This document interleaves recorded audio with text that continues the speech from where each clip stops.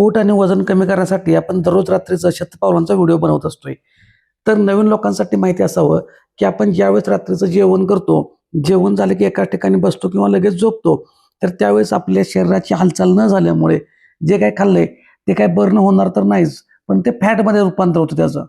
त्याच्यासाठी आपण रात्रीचं जेवणानंतर एक 10 मिनिटांचा शतपावलांचा व्हिडिओ बनवत असतो आणि त्याच्यामध्ये आहार, व्यायाम व इतर काही ज्या शारीरिक गोष्टीबद्दलची माहिती आपण सांगत असतो.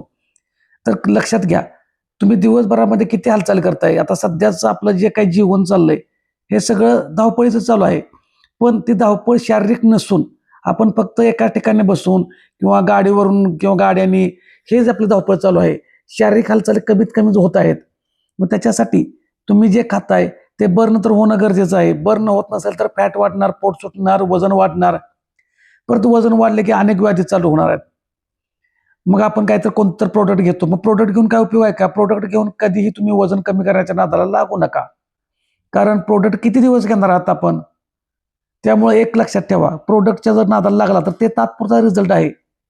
तो कायमस्वरूपी नाही. आणि तुम्ही जर समजा उदाहरणार्थ 6 महिने आपण खाल्लं, 6 महिन्यात तुम्ही 2 kilo, 3 kilo, 5 kilo, 10 kilo, 20 kilo वजन कमी केलं आणि 6 महिन्यानंतर जे काही प्रोडक्ट खाल्लंय ते बंद केलं आणि त्या ठिकाणी आपण घरचा आहार, भाजी भाकरी खाल्ली की परत जायचे ते. म्हणजे जसं जेवढं वजन कमी झालंय, काही जणांचे तर त्याच्यापेक्षाही जास्त वजन वाढलेलं आहे. म्हणजे लक्षात घ्या, की आपण जेवढं 6 महिन्यात तुम्ही पैसे घातले ते सगळं वाया गेलं. बरं, हे आपल्याला कायमस्वरूपी चालणार आहे का? कायमस्वरूपी आपल्या शरीराला देणार आहात का? एकदम साधं गणित लक्षात ठेवायचं आपल्याला. आपल्या भागात जे पिकतं, जे ज्या हवामानात पिकतं, ते आपल्या घरात आपल्याला अन्न म्हणून चालतं. मग ते आपण 12 महिने जर बाहेरचं आणून खाणार असाल आणि वजन कमी करणार असेल तर काहीच उपयोग नाही. बरं, आपल्या घरातल्या अन्नामध्ये आता काय आहे, वजन कमी करताना आणि वजन वाढवताना कशाचा विचार केला जातो तर कॅलरीजचा. तुम्ही किती कॅलरीज खाताय आणि किती कॅलरीज बर्न करताय ह्याच्यावरती ते वजन ठरतं.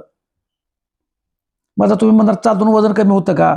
बरोबर आहे, नुसतं चालून कमी वजन होत नाही. पण कोणतीही गोष्ट तुम्ही काही केलं तर एकाच ठिकाणी जर थांबून राहिला, म्हणजे तुम्ही चांगलं खाल्लं आणि एकाच ठिकाणी बसला, तिची हालचाल नाही झाली तर त्याचा परिणाम काय होणार आहे? साधं मी प्रत्येक वेळी उदाहरण देत असतो. 2 ग्लास पाणी जर घेतलं, एका ग्लासमध्ये गढूळ पाणी ठेवा आणि दुसऱ्या ग्लासमध्ये पण गढूळ पाणी ठेवा. दोन्ही ग्लासमध्ये गढूळ पाणी ठेवल्यानंतर दोन्ही ग्लास ज्यावेळेस आपण स्थिर ठेवतो, तर तो गाळ एका ठिकाणी हळू जाऊन साचतो, एका ठिकाणी थांबतो, खाली जाऊन तळाशी साचून राहतो. आणि दुसऱ्या दोन्ही ग्लासपैकी एका ग्लासमध्ये जर तुम्ही चमचा घाला किंवा हाताने जर ग्लास हलवत राहिलं, तर ते गढूळ पाणी एकत्र मिक्स होत राहतं. आणि ज्या ग्लासला आपण हात लावला नाही, ते हलवलं नाही, तर तो गाळ तसाच एका ठिकाणी साचून राहतो. तशा पद्धतीने आपल्या शरीराची बॉडीवरील फॅट असणार आहे. तुम्ही जर शारीरिक हालचाली नाही केल्या तर तुमचं फॅट कमी होणार नाही, वजन कमी होणार नाही. आता काही जण अपवाद पण असतात, भरपूर खातात पण त्यांचं वजन वाढत नाही, म्हणून त्याच्याशी तुलना करत बसू नका. कारण आपल्या मराठी लोकांना, म्हणजे बऱ्याच लोकांना अशी तुलना करायची सवय आहे.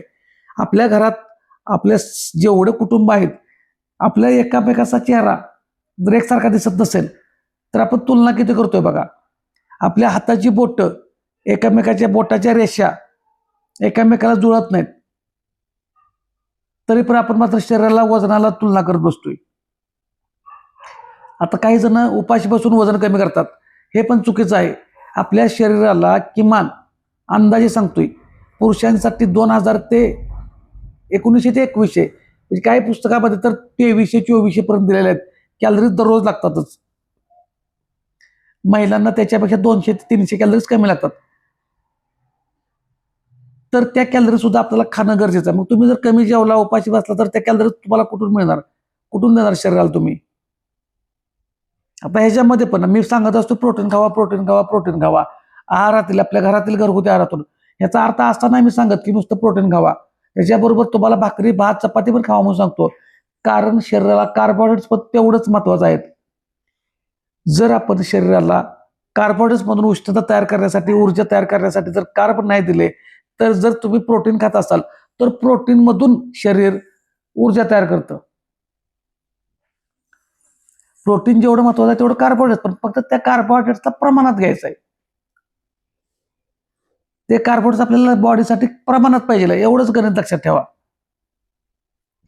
आणि बाकीचं जर तुम्ही स्वतःचं जर शरीराकडे जर लक्ष द्यायला लागलात की तुम्हाला ऑटोमॅटिक लक्षात येऊन जाईल की तुम्हाला कार्बोहायड्रेट्स, प्रोटीन्स, फायबर किती प्रमाणात पाहिजे ते.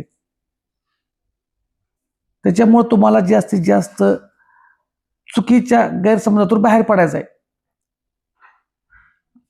उपाशी बसू नका, कोणतंही प्रोडक्ट खात बसू नका. तुम्हाला बॉडीला प्रोटीन पाहिजे, 100% प्रोटीन पाहिजे, नाही असं नाही. 1 किलोला 1 ग्रॅम प्रोटीन लागतंच शरीराला. तुमचं वजन जर 80 किलो असेल तर 80 ग्रॅम दररोज प्रोटीन लागतं सर्वसामान्य व्यक्तीला. जर तुमचं गोल व्यायामातून पुढचा असेल तर त्याला 1.2 ग्रॅम, 1.3 ग्रॅम, 1.5 ग्रॅम, त्याच्या पुढचा तुमचा जसा व्यायामाचा गोल असेल, व्यायाम करत असाल तर तो प्रोटीनचा इनटेक, तो प्रोटीनचा गोल वेगळा असू शकतो. पण किमान तुम्ही व्यायाम जरी करत नसाल तरी सर्वसामान्य लोकांना किलोला 1 ग्राम असा प्रोटीन लागतोच. कारण आपल्या शरीरामध्ये जेवढ्या काय हालचाल आहेत त्या आहारामधील 80% काम प्रोटीनचं असतं. जसं की त्वचा आली, आपली नखं आली, केस आले, आपण जे आता मी बोलतोय, जीभ उचलतोय, त्या जिभेच्या आजूबाजूचे जे काही लहान लहान टिश्यू तुटतात, स्नायू तुटतात, त्याला सुद्धा लागतं. आपल्या डोळे आपण उघडझाप करतो, त्या पापण्याच्या भोवताली जे लहान लहान टिश्यू तुटतात पेशींना, त्यांना सुद्धा प्रोटीनची गरज असते. म्हणजे एवढ्या लहान लहान गोष्टींना. त्यामुळे प्रोटीनचं काम खूप महत्वाचं आहे. पण याचा अर्थ असा नाही की तुमचं वजन वाढले तर वजन आपलं का चुकीच्या पद्धतीने वाढले याच्याकडे लक्ष द्या. हालचाली कमीत कमीच होत आहेत, आपल्या हालचाली काय होतच नाहीत. शरीराला तुम्ही फक्त ऍक्टिव्ह ठेवा. मी असं म्हणत नाही की तुम्ही सकाळी उठल्यापासून संध्याकाळी झोपेपर्यंत नुसतं व्यायाम व्यायाम व्यायाम करा, घाम पाडा, असं नाही.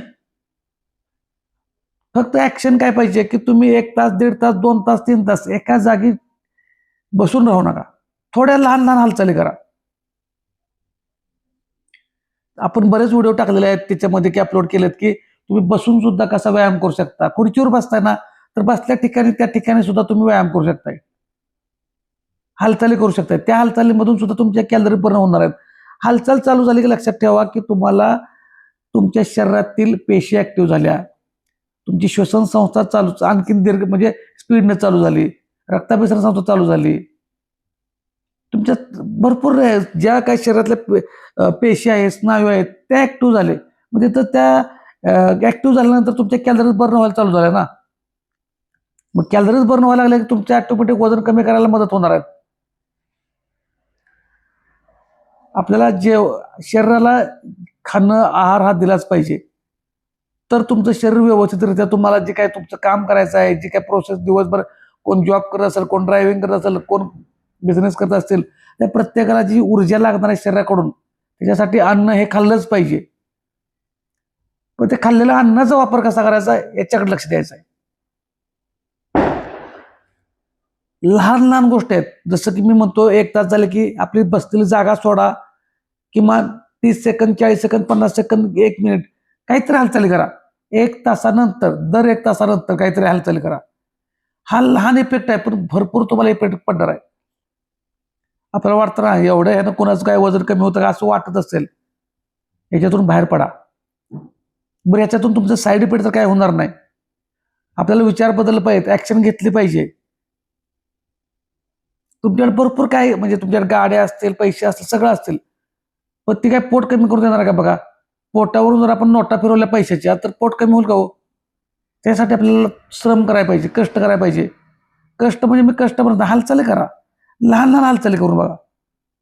सुरुवात करून बघायला तर काय होतंय. तुम्ही फक्त सुरुवात करायला चालू करा. आणि जे काय होणार आहे असं नाही की 100% तुमचं वजनच कमी झालं पाहिजे म्हणजे तुम्हाला रिझल्ट आला, असं नाही. तुमच्या बऱ्याच शारीरिक दृष्ट्या तुम्हाला जे काही व्याधी असतील, काय असतील, त्या पण लांब जाणार आहेत. आणि अशा पद्धतीनं जर तुम्ही दररोज तुमच्या स्वतःकडे लक्ष देऊन लहान लहान गोष्टी जरी हालचालीच्या स्वरूपात करायला लागला तर 100% तुम्हाला चांगला फरक पडणार आहे. फक्त कारण सांगायचे नाहीत. व्यायामाला सुरुवात करा, हालचाली करा. सकाळी तुम्ही उठल्यापासून तुमच्या शरीराकडे लक्ष द्या. मग ते तुम्हाला दिवसभर तुम्हाला काम करून देते त्याचं. दररोज सकाळी आपले व्हिडिओ असतात. दररोज सकाळी तुम्ही तो व्हिडिओ तुमच्या वेळेनुसार बघून करा. व्यायामाला नियम नाही, सकाळी उठल्यावर करायला पाहिजे किंवा दुपारी करायला पाहिजे, संध्याकाळी करायला पाहिजे असं काही नाही. तुम्हाला वेळ मिळेल त्यावेळेला करा. फक्त ज्यावेळेस आपण योगा करतो त्यावेळेस फक्त 1.5, 2, 3, 4 तास पोट रिकामं असावं लागतं फक्त योगाला. बाकीच्या व्यायामाला काही अडचण येत नाही, कारण योगा डायरेक्ट आपल्या आतल्या ऑर्गनवरती काम करत असतो. तर आजचा जो काही तुम्हाला जे काही माहिती झालं असेल त्याच्या पद्धतीनं वागण्याचा प्रयत्न करूया, आपण फॉलो करूया आणि अशाच माहितीसाठी फॉलो करा.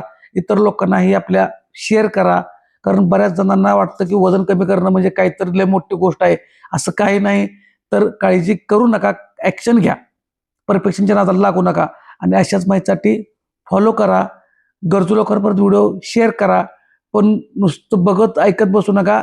तुम्ही ॲक्शन घ्या आणि हालचालीनंच चालू करा. व्यायामाला सुरुवात करा.